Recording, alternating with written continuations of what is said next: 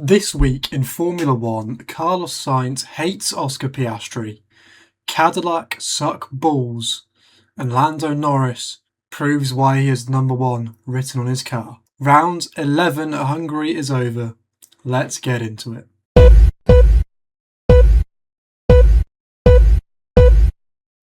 Oh, hello there.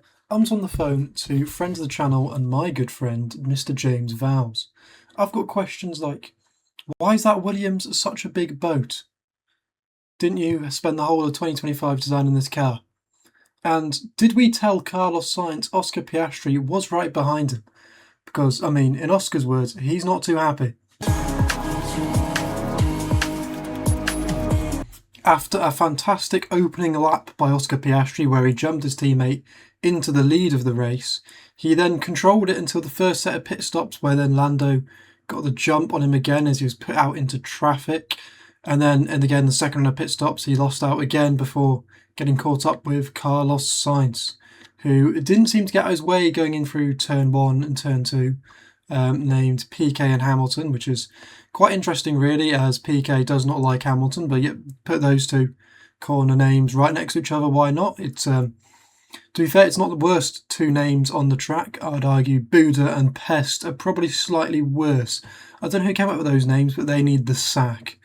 But yes, Carlos Sainz did not move out of the way of Oscar Piastri, even tagging him on the way past for good measure, to let him know Carlos Sainz is there and he's not here to get lapped that easy. He's not here to come 19th place. That was what the Williams project of 2025 was, building this car up just so they can get lapped at Hungary. That's what it's all about. But then, unfortunately, Oscar did DNF with an engine issue, which did see his race come to an end. Yeah, I mean, for me, that's no excuse at all. I can imagine. Yeah, that's got to be one of the dumbest things I've ever seen on a racetrack. Yeah, I don't really care what excuse you give. I think it's fair to say those two won't be going out for dinner anytime soon. Oh, and Carlos, just for your side of the view, what did you see in your mirrors when Oscar was approaching behind you? For example, nothing. But yes, for the first time in 2026, the number one car belonging to Lando Norris, last year's world champion, finally won a race, and he stuck it on pole as well for good measure. It's a very, very good weekend from McLaren A and Lando B. I did predict them to have a good weekend. I did say do not be surprised if Lando Norris was to win this race with the upgrades McLaren brought to this and the pace they showed in Spa. Unfortunately, I didn't predict Lando to actually win the race because of insert the picture of me as a clown. I'm an idiot. But I did say it would happen. So yeah, I mean, if anyone ever says this is not a accurate, up-to-date and well thought out show, I get my predictions right. Even if I don't actually predict them, I just say if I throw enough at a wall, some of it will stick. This time it did. So I'll take that. And just for that prediction, even though I didn't actually predict it, just for that, because I said it, if you haven't seen that video, go watch it. I'll link it down below. But just because of that prediction, you have to like and subscribe. But yeah, Lando won after a poor lap one. Even he'll say it wasn't his best lap one. He wasn't pleased with it afterwards when he spoke after the race. But other than that, he said he'd put 10 seconds on the rest of the field. He did that, which was an incredible or a gamble from him, really. If I was him, I'd have kept my mouth shut. But it paid off, and he gets his first victory with the number one on his car. I enjoyed the podium afterwards. I don't know if you saw it or not, where Max Verstappen pointed at the trophy when he saw Lando on P1, for giving a little throwback back to 2023 when Lando smashed his champagne bottle and knocked over Max's winner's trophy. I'm sure you've seen that clip. It has been everywhere over social media. It is not niche knowledge. It is very common F1 knowledge now. So you would have seen that clip, but I thought it was a good reference from those two, even in the celebrations, I guess, although they're used to it, although Max is used to higher heights than P2, to still point out the fact that it did happen, still make a joke of it while up there, I thought was pretty cool. The other side of the McLaren garage, number 81, Oscar Piastri, will not be too pleased this weekend. He spoke afterwards, I've already mentioned it. He was livid at Carlos Sainz. He drove a very good race, Oscar, got into the lead in lap one, managed very well. He didn't quite have the pace of Lando. Lando was always quicker. The narrative that Oscar would have won the race if Carlos didn't do that or if the pit stops are indifferent, I think is wrong. I think Lando would have won no matter what. He had the pace. He had so much more pace than Oscar. It was pretty unbelievable at times what Lando was doing. He was very, very quick. He was probably the quickest man out there today and very, very much deserved to win. So you can't argue with the winner of this race. You can argue though with the podium. My prediction of no Mercedes on the podium should have came true if Oscar Piastri had finished that race, because he was quicker than Kimi Antonelli and Max Verstappen. It would have been a McLaren 1-2 for the first time since last year, which isn't that much of a surprise. All we had so far is the Mercedes 1-2. If there has been a 1-2. Has there been a 1-2 this season? Surely, right? Surely there's been one. There might not have. I'll have to give a quick fact check on that. But all we've had so far is Mercedes dominance. So it should be no surprise it's been McLaren. Well, it is no surprise McLaren. I'm just waffling right now. It's all getting cut out. But yeah, Oscar's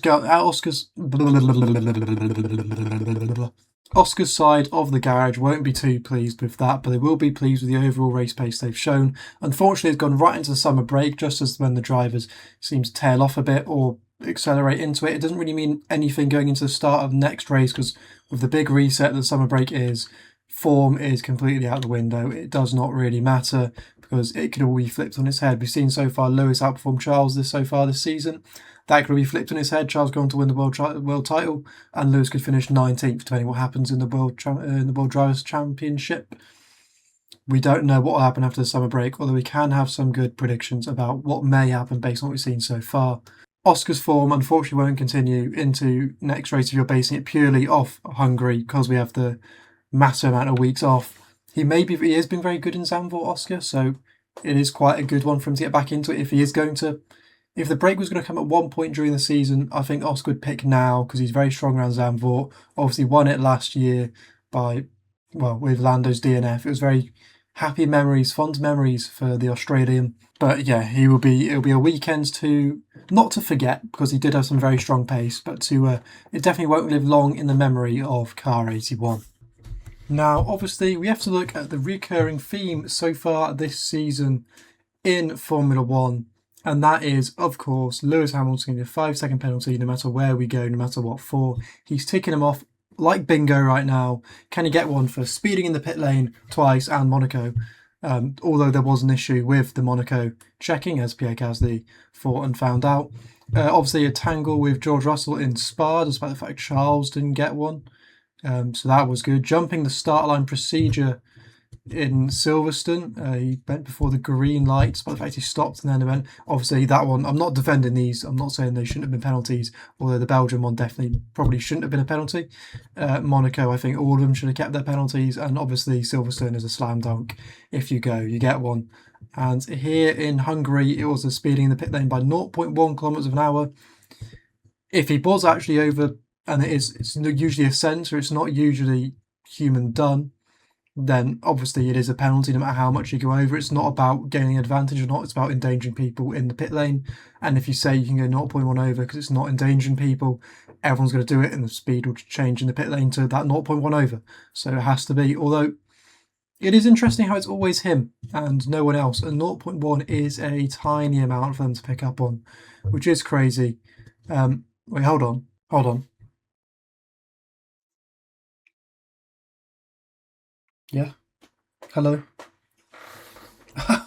Mr. FIA, what can I do for you? Oh, yes. Yeah, no, I've been talking about Lewis getting penalties. Yeah, I have been. Yeah, no, I think people might enjoy hearing, you give me a 5-second penalty. Oh.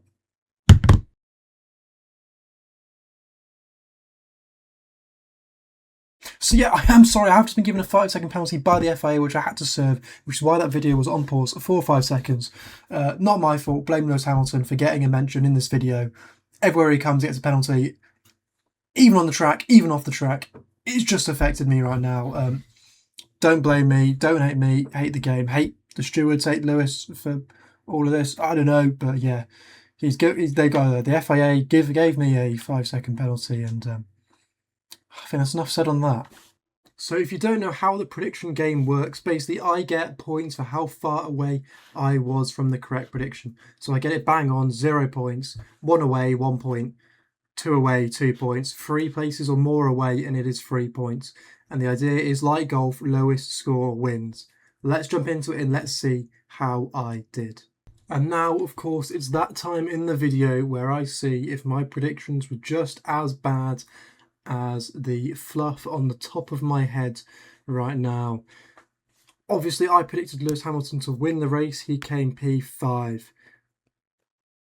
Not really what I wanted. There's a few FD points there. There's an extra 3 points. I predicted Max Verstappen come second. Bang on. 0 points there. Happy with that. Got that correct. Lando third. I predicted him to come third. He obviously won the race. So that is unfortunate for me. He has now cost me 2 points there. And obviously third place is actually Antonelli. P4, I had Charles Leclerc. He finished P4. P5, I had George Russell. And obviously he finished down in P7. In P6, I had Isaac Hadjar. And that was actually Oscar Piastri. And in P7, I had Kimi Antonelli, and obviously was George Russell. So that is all muddled up. There's a hefty load of points there, unfortunately for me. In P9, Liam Lawson. That was my prediction. He actually came P8. He did one better than I thought he would, which is obviously showing that RB had a lot of speed in there. And P10, I had Pierre Gasly scoring his first points in a little while. That didn't happen. Nico Hulkenberg and Arvid Lindblad actually rounds out the points, P8, P9. Great, P9, P10 even, sorry. So great races from them, especially Hulkenberg with his first point finish of the season coming P9. Healthy points, and Lindblad adding to his tally again, showing his ever impressive rookie season. Doesn't show no ends at the moment. Will he get a podium in Zandvoort just like Hadjar did on such a good season, or will Liam Lawson be able to do it finally and get a podium in Formula 1 just like Hadjar did last year in Zandvoort? Despite the fact it was a bit of a messy race, it's still possible for the Racing Bulls. They're not that far off with a bit of luck. They're not that far off. I'd say they're probably closer to the... Well, they're not technically closer, are they? Because last season was very, very close in terms of qualifying gaps. But in terms of where they'll be in standings compared to, you know, the top teams, they're fifth now, above middle of the pack. Bigger chance than ever, really, to try and push for a freakish podium. You never know. Let's hope at least one of them will stand in the podium once. Mixed up a bit. A different construction on the podium is always nice, and I just want to see a brand new podium sitter this season. Now, that draws a close our review of the Hungarian Grand Prix, and that also draws a close the first half of the F1 season. It has been a very, very much enjoyable season. A lot's happened, a lot of controversy, a lot of stuff about this new rule set. Whether you like it, you hate it, you want to see it changed immediately. The minor changes they're putting in, are they working or not? We'll get into it all over the summer break. I'll be making sure to put out lots of F1 content and lots of other content as well. So if you're new here, make sure to like and subscribe for more content. And I'll see you during the summer break. Bye-bye.